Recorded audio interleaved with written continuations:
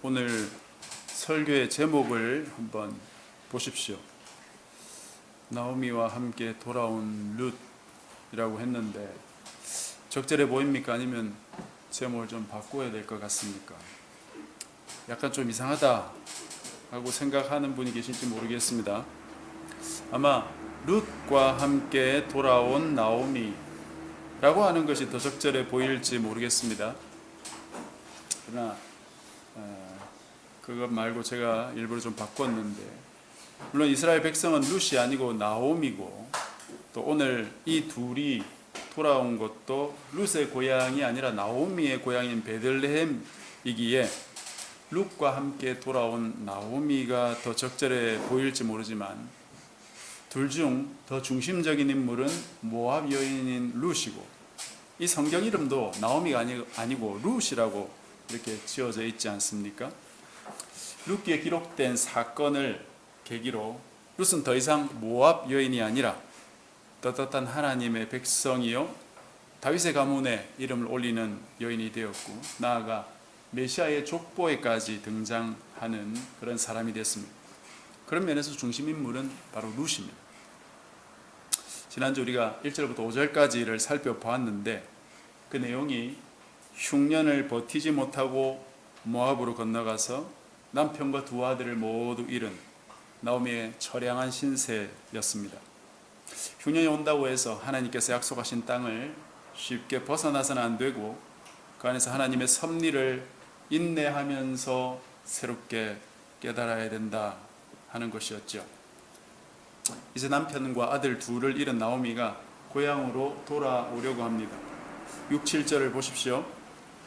그 여인이 모압 지방에서 여호와께서 자기 백성을 돌보시사 그들에게 양식을 주셨다 함을 듣고 이에 두 며느리와 함께 일어나 모압 지방에서 돌아오려 하여 있던 곳에서 나오고, 두 며느리도 그와 함께 하여 유다 땅으로 돌아오려고 길을 가다가, 이렇게 되어 있습니다.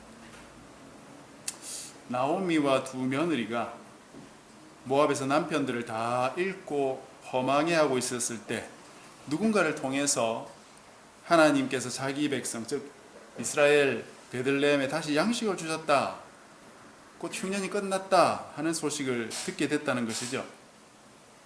근데 이것은 이들이 모압으로 갈 때 있었던 흉년이 이제 끝났다는 것은 아닙니다. 만약 그렇다면 10년 이상 흉년이 지속됐다는데, 그렇게 되면 아무도 살아남지 못했을 거예요. 즉 그 사이에 흉년이 있다가도 또 풍년이 있었을 때도 있을 것이고, 또 평작을 할 때도 있었겠죠. 그런데 그럴 때는 이 베들레헴 소식이 잘 귀에 안 들어오다가 남편을 잃고 두 아들을 잃고 나서야 비로소 고향 소식이 귀에 들어왔던 것이죠. 그래서 베들레헴에 가면 양식이 있겠구나 해서 나오미가 다시 베들레헴으로 돌아오려고 했던 것입니다. 그때 두 며느리도 시어머니와 함께 베들레헴으로 오려고 짐을 싸서 동행했습니다. 그런데 조금 오다가 나오미가 자신의 생각을 이야기하지요. 8절입니다. 나오미가 두 며느리에게 이르되 너희는 각기 너희 어머니의 집으로 돌아가라. 너희가 죽은 자들, 그 남편들이죠, 과 나를 선대한 것이 것 같이 여호와께서 너희를 선대하기를 원하며 여호와께서 너희에게 허락하사 각기 남편의 집에서 위로를 받게 하시기를 원하노라 하고 그들에게 입맞춤에 그들이 소리 높여 울며. 여기서 나오미는 두 며느리에게 각기 어머니 집으로 돌아가라 이렇게 말합니다. 고향이나 친정을 말할 때 보통은 아버지의 집이라고 표현하거든요. 어머니의 집이라고 말할 때는 사랑과 결혼 또는 성과 관련된 내용을 의미할 때 그 표현을 씁니다. 9절 중반에 보면은 각기 남편의 집에서 위로받게 하시기를 원한다고 되어 있는데, 이 남편은 죽은 남편이 아니고 누구겠습니까? 새로 재혼할 남편을 가리키는 겁니다. 두 며느리가 아직 젊은데 이 늙은 시어머니 따라 타국에 가서 너희들 뭐 하겠냐, 차라리 친정으로 돌아가서 기회가 되면 재혼하는 것이 너희들에게도 좋지 않겠냐 이거죠. 이들에 대한 나오미의 애틋한 마음에서 나오는 권유일 것입니다. 그런데 웬걸 이 두 며느리가 돌아가지 않으려고 해요. 10절입니다. 나오미에게 이르되 아니니다 우리는 어머니와 함께 어머니의 백성에게로 돌아가겠나이다 하는지라. 그래서 나오미가 이들을 떼 보내기 위해서 그 이유를 설명합니다. 11절부터 14절입니다. 나오미가 이르되 내 딸들아 돌아가라. 너희가 어찌 나와 함께 가려느냐? 내 태중에 너희 남편들 아들들이 아직 있느냐? 너희들에게 줄 아들도 없다 이거죠. 내 딸들아 되돌아가라. 나는 늙었으니 남편을 두지 못할지라. 가령 내가 소망이 있다고 말한다든지 오늘 밤에 남편을 두어 아들을 낳는다 하더라도 너희가 어찌 그들이 자라기를 기다리겠으며 어찌 남편 없이 지내겠다고 결심하겠느냐. 좀 과장을 보태가지고 오늘 밤에 내가 결혼해서 아이를 낳는다 해도 적어도 10몇 년은 기다려야 되는데 어떻게 그때까지 기다리냐. 안 된다 이겁니다. 내 딸들아 그렇지 아니하니라. 여호와의 손이 나를 치셨으므로 나는 너희로 말미암아 더욱 마음이 아프도다. 이렇게 말하니까 이들이 소리 높이 울면서 오르바는 작별 인사를 했다고 되어 있지만 룻은 나오미를 부쫓았다고 14절에 나옵니다. 나오미는 지금 이 며느리들의 미래를 염려하고 있는 것이죠. 이 늙은 시어머니 모시고 살기에는 나이도 아깝고 미래 보장도 없는 것입니다. 그래서 비록 이들의 마음은 고맙지만 이들을 위해선 지금이라도 각자 집으로 돌려보내는 게 낫겠다 하는 것이죠. 이 말을 듣고 작은 며느리 오르바는 시어머니 양볼에 입맞추면서 작별 인사를 했습니다. 그러나 큰 며느리 룻은 나오미를 부쫓았습니다. 부쫓았다 하는 이 단어는 우리말로는 손으로 붙잡고 쫓는다는 의미가 되지만 원어상 의미는 부부가 한 몸 된다라고 할 때 이 단어를 사용합니다. 비록 부부는 아니지만 룻이 시어머니와 딱 붙어서 떨어지지 않으려고 했던 그런 모습을 표현한 것입니다. 그래서 나오미가 한 번 더 설득합니다. 15절입니다.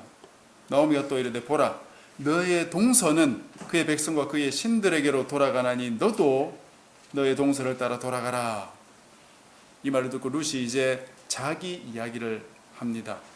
이 고백이 본문의 절정입니다. 16절부터 18절까지인데요. 우리 한 번 더 다 같이 한번 읽어봤으면 좋겠습니다. 16절부터 18절까지 시작. 룻이 이르되 내게 어머니를 떠나며 어머니를 따르지 말고 돌아가라. 강권하지 마옵소서. 어머니께서 가시는 곳에 나도 가고 어머니께서 머무시는 곳에 나도 머물겠나이다. 어머니의 백성이 나의 백성이 되고 어머니의 하나님이 나의 하나님이 되시리니 어머니께서 죽으시는 곳에서 나도 죽어 거기 묻힐 것이라. 만일 내가 죽는 일 외에 어머니를 떠나면 여호와께서 내게 벌을 내리시고 더 내리시기를 원하나이다 하는지라. 나오미가 룻이 자기와 함께 가기로 굳게 결심함을 보고 그에게 말하기를 그칩니다. 나오미가 며느리들에게 돌아가라고 계속 말하다가 룻의 이 말을 듣고 입을 닫았습니다. 이 안에는 놀라운 고백이 들어있다는 것인데 그게 무엇인지 여러분 우리가 좀 잘 관찰해 볼 필요가 있습니다. 우리말 성경에는 시어머니에 대한 룻의 애틋한 마음이 잘 나타나고 있습니다. 죽음이 가르기 전에는 어머니를 떠나지 않고 곁에서 지켜드리겠다 하는 것이죠. 아무리 그래도 며느리가 시어머니에 대해서 이토록 애틋한 마음을 가진다는 것은 쉬운 일이 아닙니다. 아마 나오미는 무척이나 좋은 시어머니였던 게 분명할 겁니다. 이렇게 좋은 고부 간의 관계도 쉽지 않지만 사실 모든 관계는 양편이 다 노력해야 되는 것이고 특히 서열이 있는 관계라면 아랫사람보다는 윗사람의 노력이 훨씬 더 중요합니다. 아랫사람은 그냥 윗사람에게 맞추기 그렇게 어렵지 않고 잘 맞추기만 하면 됩니다. 조금 까다로운 분이라도 좀 그분이 원하는 대로 잘 맞춰드리면 관계를 좋게 가지는 것이 그렇게 어렵진 않아요.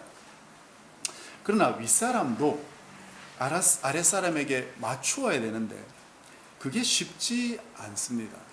우리나라 사람들은 특별히 유교 관습이 있기 때문이기도 하겠지만 그보다 더 큰 이유는 아랫사람이 상대적으로 을릴 경우가 대부분이기 때문에 윗사람이 안전한 사람이다 라고 파악되기 전까지는 자기 마음을 잘 열려고 하지 않습니다.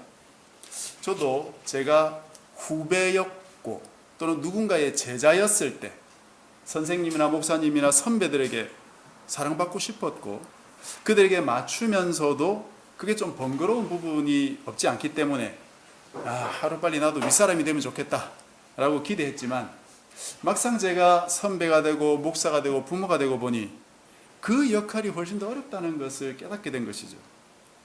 아랫사람들은 거의 무의식적으로 윗사람의 성향에 자기를 맞추려고 하지 막 자기의 성향을 드러내면서 윗사람을 자기에게 맞추려는 그런 사람은 사실 별로 없습니다. 그러니 아랫사람에게 맞추는 것이 훨씬 더 어려운 일이에요.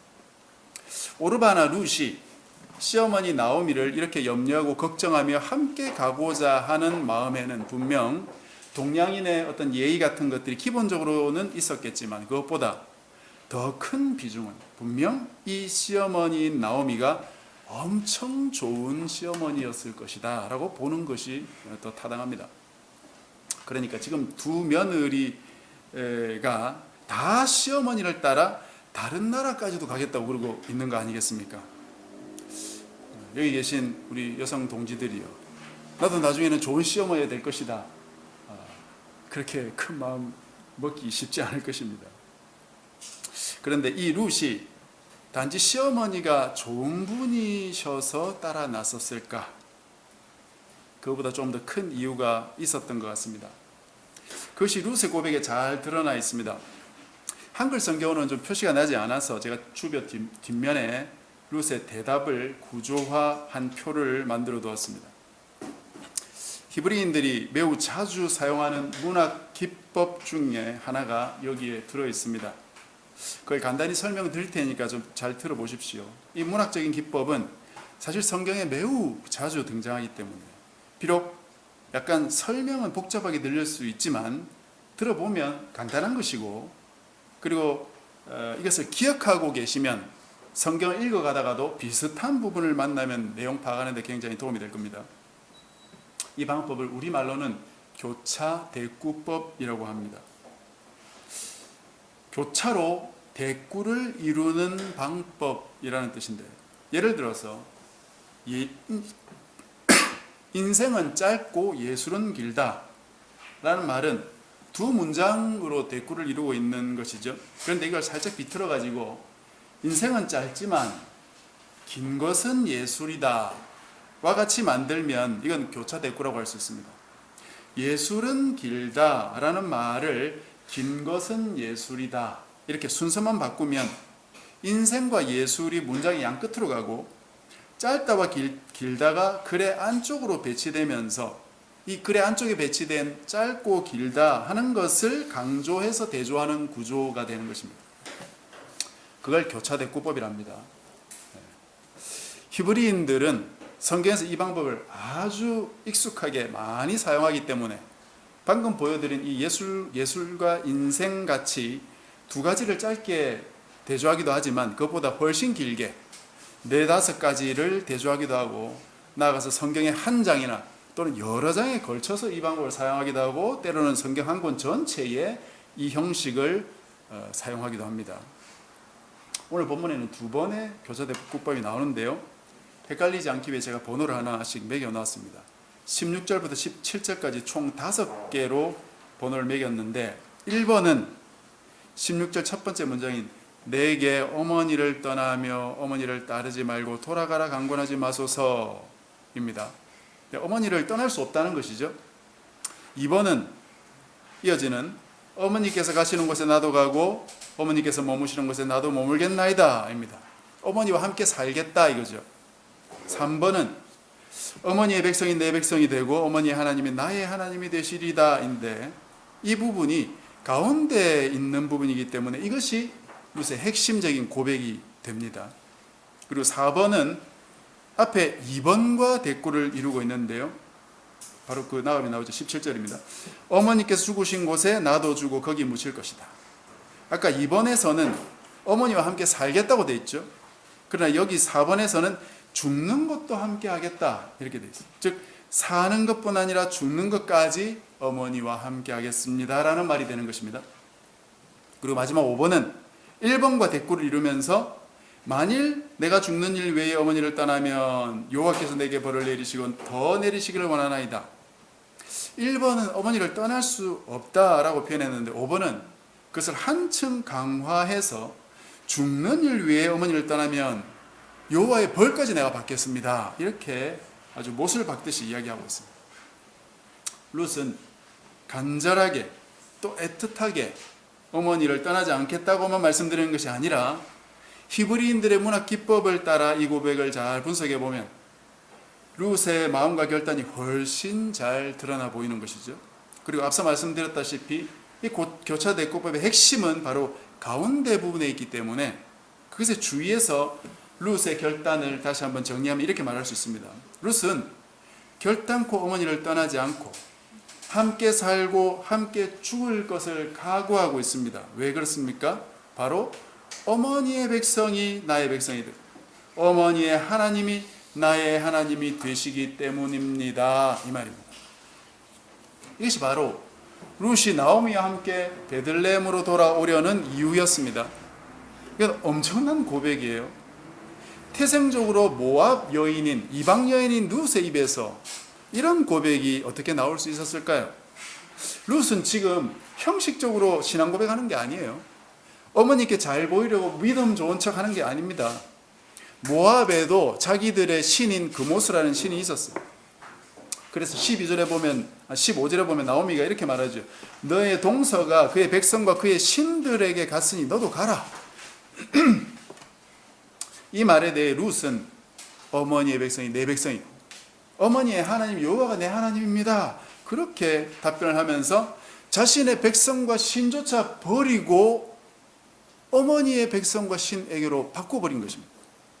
제가 여러 번 말씀드렸지만 고대인들의 세계에서 신은 아주 중요한 존재입니다. 종교뿐만 아니라 자신들의 생활 전반부에 신이 미치는 영향력은 절대적이에요. 그런데 그 신을 바꾸는 것이 과연 쉬울까요? 간단한 문제가 아닙니다.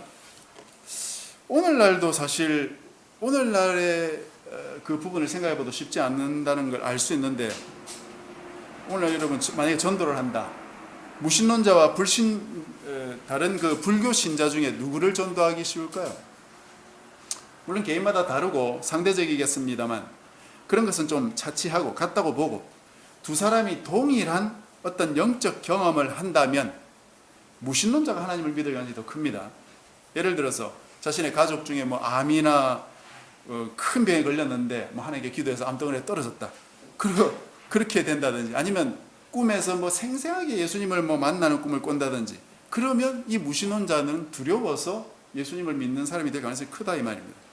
그러나 불교 신자든 뭐 다른 신자든 어떤 신을 믿고 있는 사람은 종교를 바꾸라는 요구가 되기 때문에 그건 한층 더 어렵습니다. 왜냐하면 이 사람이 기존에 믿던 그 신과의 관계도 있고 또 그 신을 함께 믿고 있는 가족이나 신도들 때로는 국가와 민족과의 관계도 엮여 있기 때문에 그것에서 빠져나오는 건 쉽지 않은 것입니다. 여러분 요즘도 이슬람 그 무슬림들은 종교를 바꾸면 누구나 즉결 처분할 수 있습니다. 여러분 굉장히 무서운 사회죠. 요즘 사람들이야 믿는다고 하면서도 사실 제대로 믿지 않은 경우가 많으니까 종교를 이랬다 저랬다 바꾸기 쉬울지 모르지만 고대인들은 매우 신에 대해서 실제적으로 느꼈기 때문에 신을 바꾼다는 건 사실 거의 있을 수 없는 일이고 신의 저주를 자초하는 일이 되기 때문에 굉장히 두려운 일이라 하는 것입니다.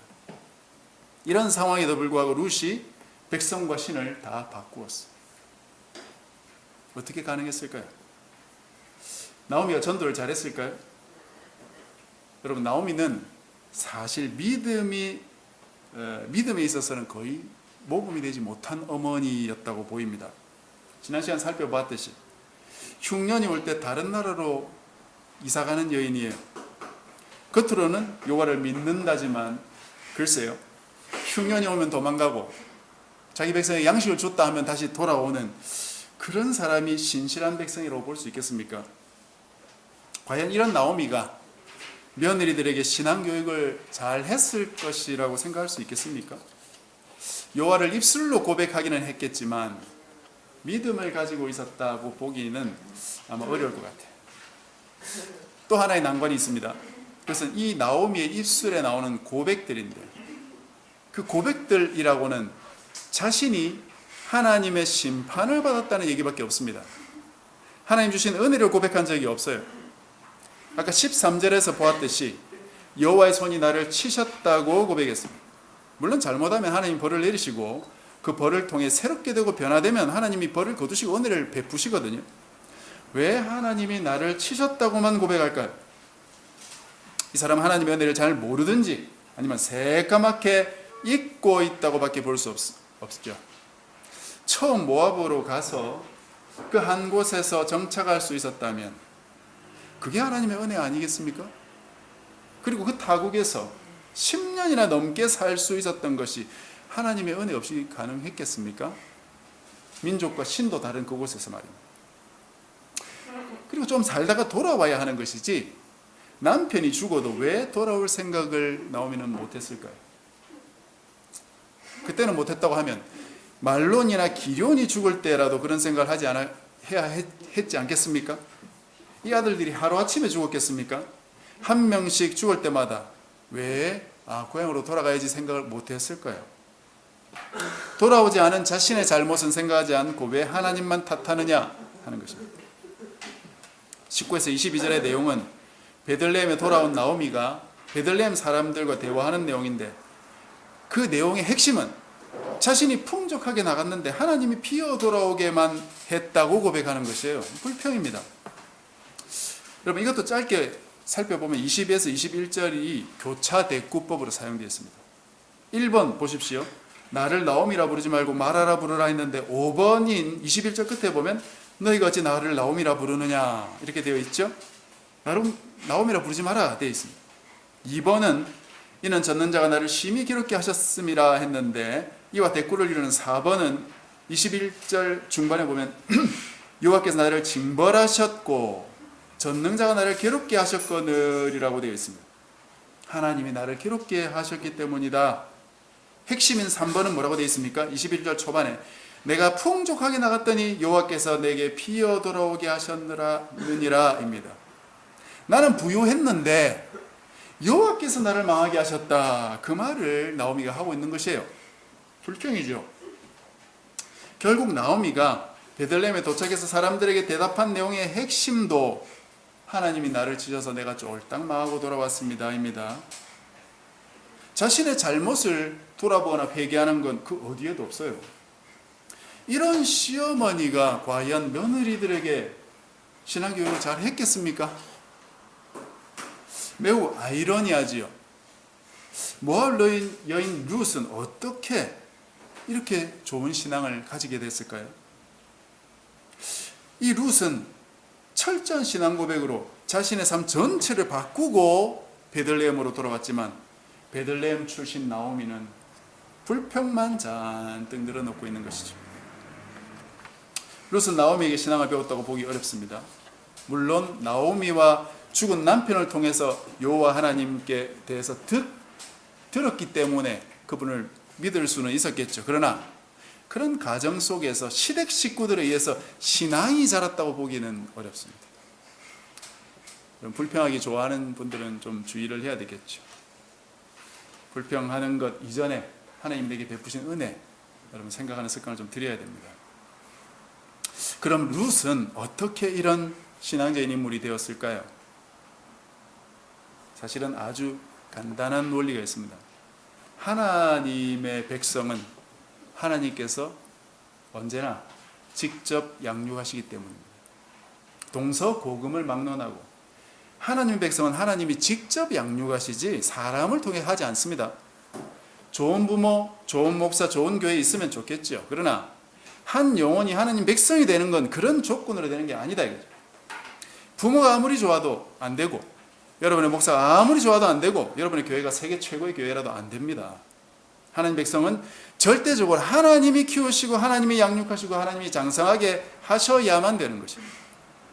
그 영적인 세계는 하나님의 역할이 절대적이고 그게 다라고 해도 과언이 아닙니다. 사람들이 옆에서 돕는 건 도움이 될 때가 있지만 사실은 방해될 때가 더 많아요. 전도나 양육을 하는 사람들은 계속해서 자기 자리를 하나님께 양보해 드려야 됩니다. 부모는 계속해서 자기 자리를 하나님께 내어드려야 돼요. 목사도 자기 자리를 계속해서 하나님께 내어드려야 되고 양보해야 됩니다. 교회도 마찬가지. 그렇기 때문에 사실 뒤집어 말할 수도 있습니다. 여러분의 목사가 진짜 이상한 목사거나, 여러분의 교회가 뭐 개판 5분 전이거나, 여러분의 부모가 아무리 불성실한 부모여도 하나님께서 자기 백성을 양육하신 데는 실제적으로 별 상관이 없어요. 약간 불편하긴 하겠죠. 그리고 그 이상한 권위자 아래에 있었던 사람에 따라서 남보다 조금 더 돌아오고 시간이 걸릴 수도 있습니다. 그러나 하나님의 백성이 되는 것은 하나님께서 하시는 일이기 때문에 아무런 걱정하실 필요가 없어요. 하나님의 백성은 하나님이 직접 만드신 것입니다. 여러분, 이제 말씀을 좀 정리하면서 1장 전체를 좀 정리해서 말씀을 좀 드리겠습니다. 1장의 주제가 무엇입니까? 한 부분의 주제를 찾는 건 그것에서 가장 많이 나오는 단어를 찾는 게 가장 쉬운 일이에요. 1장에서 가장 많이 나오는 단어가 무엇인 줄 아십니까? 바로 돌아간다라는 단어. 2장부터 4장까지는 3번밖에 안 나오지만 이 1장 안에는 그 단어가 12번이나 나와요. 1장은 계속해서 돌아간다를 말하고 있는 장입니다. 어디로 돌아간다는 겁니까? 나오미와 룻은 어디로 돌아갔습니까? 나오미는 자기 고향 베들레헴으로 돌아갔죠. 그건 확실합니다. 룻은 어디로 돌아갔습니까? 나오미와 함께 베들레헴으로 오기는 했지만 베들레헴이 자기 고향이 아닌데 뭐 돌아왔다고 말할 수 없죠. 그렇다면 룻은 어디로 돌아온 것입니까? 지금까지 자기가 믿던 거짓 신을 버리고 참 신인 하나님 아버지께로 돌아온 것이죠. 하나님께로 돌아가는 사람이 진정한 돌아감을 한 사람이고 그 사람이 하나님 백성입니다. 베들레헴으로 돌아온다고 내 고향으로 돌아온다고 돌아오는 게 아니에요. 교회로 온다고 돌아온 거 아닙니다. 예배 많이 드리러 내가 많이 돌아왔다고 그게 돌아온 게 아니에요. 진짜 내 마음을 하나님께로 나는 돌이켰는가? 하나님께 돌아오는 것이 진짜 돌아오는 것입니다. 베드로전서 2장 25절에 이렇게 말했습니다. 너희가 전에는 양과 같이 길을 잃었더니 이제는 너희 영혼의 목자와 감독 되신 이에게로 돌아왔느니라. 이것을 다른 말로 회개라고 하는 것입니다. 바로 이 돌아오다는 단어가 다른 곳에는 회개라는 단어로 사용되고 있습니다. 여러분, 나는 하나님께로 돌아왔습니까? 아니면 나는 고향이나 뭐 교회나 뭐 아니면 부모님의 집으로 돌아왔습니까? 교회 갔다가 집으로 돌아왔습니까? 여러분, 장소에 의미를 두지 마십시오. 하나님께만 의미를 두십시오. 하나님과 나의 관계에만 의미를 두시라는 말입니다. 내가 하나님을 떠나 있다면 하나님께 돌아와야 되는 것입니다. 그것이 참으로 돌아오는 것이지 고향으로 돌아오는 것은 아무런 의미가 없는 것입니다.